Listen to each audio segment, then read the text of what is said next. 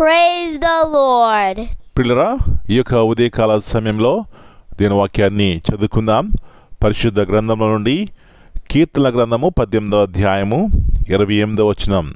Psalm 18 and verse 28. నా దీపము వెలిగించువాడవు నీవే, నా దేవుడైన యెహోవా చీకటిని నాకు వెలుగుగా చేయును. For thou will light my candle, the Lord my God will enlighten my darkness. యేసు ప్రభువారి అతి శ్రేష్టమైన నామములో పిల్లరా మీ అందరికీ శుభములు తెలియజేస్తున్నాను. దేవుని యొక్క కృపలో మనం భద్రపరచబడి ఉన్నాం. మొట్టమొదటిగా దేవునికి కృతజ్ఞతాస్తులు చెల్లించి మరి ఈ దినాన్ని ప్రారంభిద్దాం. ప్రభు దినము ప్రభువును మహింపరిచి గణపరిచి ఆయన ఆరాధించి ఆయన స్తుతించినప్పుడు పిల్లరా ఆ ఆనందము సంతోషం మన జీవితంలో ఉంటుంది అనే సత్యాన్ని జ్ఞాపకం చేస్తున్నాను. ఇక్కడ కీర్తనకారుడు అంటున్నటువంటి మాటలు, నా దీపము వెలిగించువాడవు నీవే.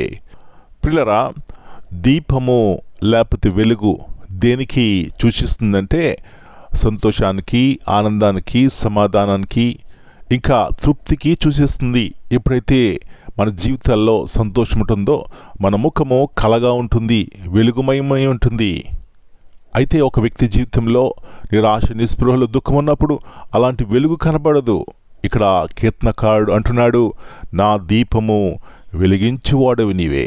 అయ్యా, నా చీకటి జీవితంలో, నా బ్రతుకులో, నా దుఃఖంలో, నా నిరాశ నిస్పృహల్లో నీవే నన్ను వెలిగించేవాడు, నీవే నన్ను ఉద్ధరించేవాడు, పైకి లేవనెత్తేవాడు, రక్షించేవాడు.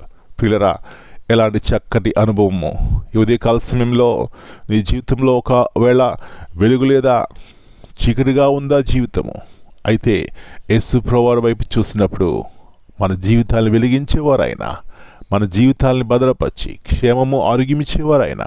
కాబట్టి ఆయన మీద ఆధారపడి జీవించినప్పుడు మన జీవితాల్లో తృప్తి కలిగి ఆనందం కలిగి జీవిస్తాం. అలాంటి కృప మనకందరికీ దేవుడు దయచేయును గాక. ప్రార్థన చేసుకుందాం. నమ్మదగిన దేవా, మా జీవితాలు వెలిగించి సంతోషం సమాధానం ఇచ్చి దేవా, మీ పరిశుద్ధమైన నామమును బట్టి మీకు వందనాలు తిరిగి జ్ఞాపకం చేసుకుంటున్నాం. ప్రభువా, కీర్తనకారుడు అంటున్నాడు, నా దీపం వెలిగించేవాడవు నీవేనయ్యా, నా దేవుడైన యెహోవా చీకటిని నాకు వెలుగుగా చేయను అంటున్నాడు.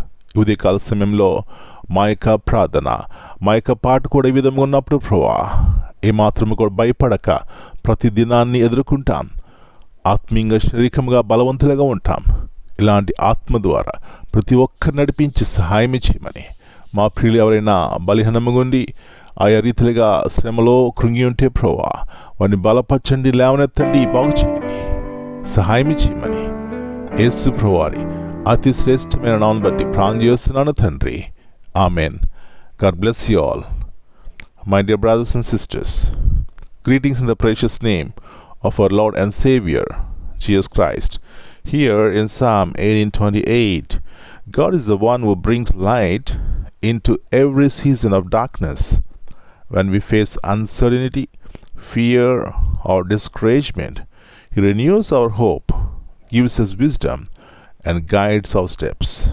Amen.